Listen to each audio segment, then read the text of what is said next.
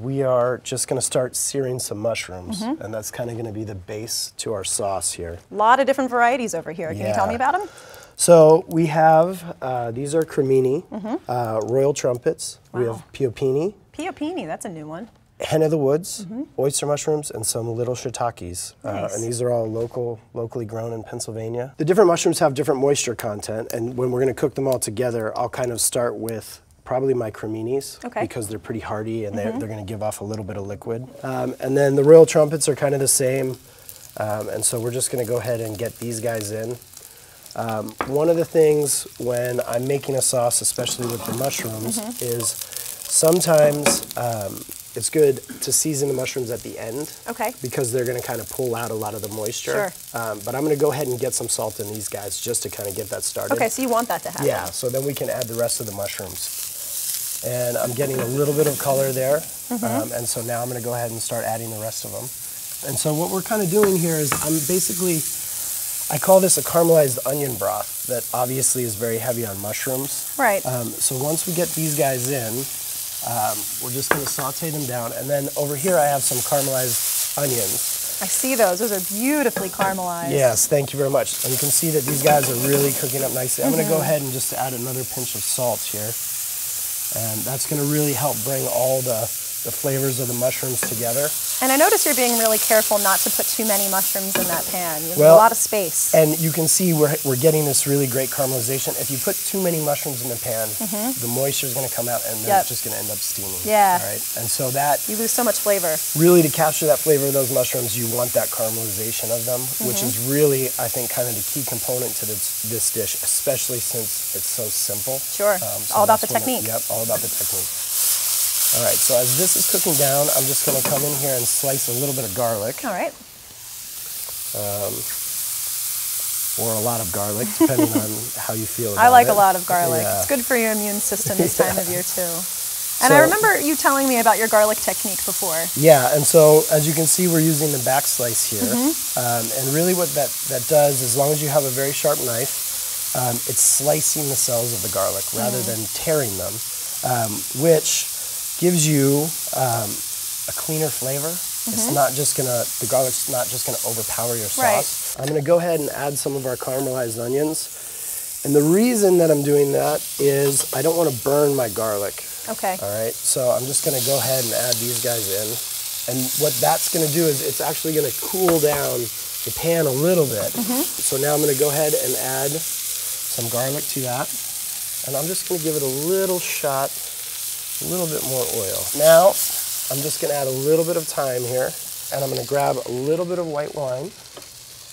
And usually whenever I add alcohol, I tend to bring my pan away from the heat, because a lot of times, you know, you can have that flare up.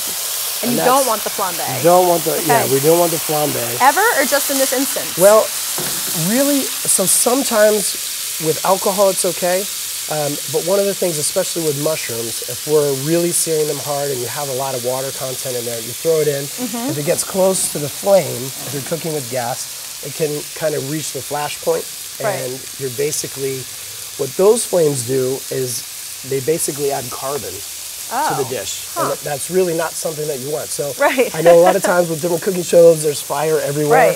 It's not always. A lot of chefs love the flambe. Yeah, and with alcohol though, it's not so bad because you're really just cooking the alcohol off. And what was this? So that was sherry. Okay. All right, which I think is really great. Now you're really getting that aroma. Next, I have here mushroom stock. And so now we're just gonna let this simmer. I'm just gonna add a little bit of sage to this. Oh, wow. And I think we're probably close enough that if you want to sprinkle a little of the shredded Parmesan in there.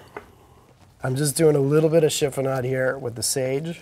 And you know what, let's add a little bit of rosemary too. Now I'm just gonna add a little bit of sherry vinegar, which is gonna help, that acid is gonna help bring all those flavors together and help your body and your mouth actually taste the broth even a little bit more. Nice.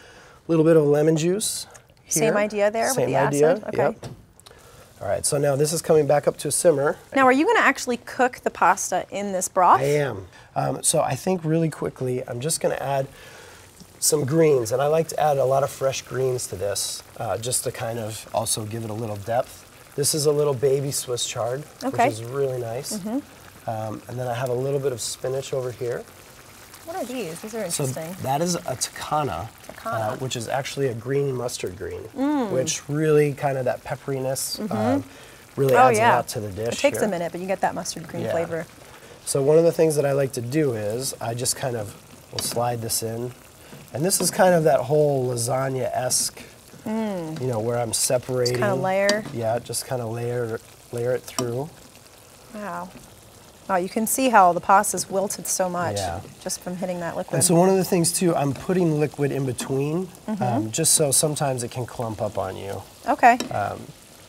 And now, as you look, we can just feel it's already kind of cooking down. So I'm just gonna, you might want to stand back just a little bit because it is so brothy. And we'll just give that a little toss. And you can feel right now it's already it feels like cooked pasta. Nicely. Yeah. So I'm just gonna turn this down a little bit. And you really can see how the starch has gotten in there to thicken that up just a little bit. Now that it's just about finished, I'm gonna go ahead and add a little bit of takana here. And then I always really love, parsley is one of my favorite things. It just has that really green, clean, very fresh. Yeah. This is such a cool dish.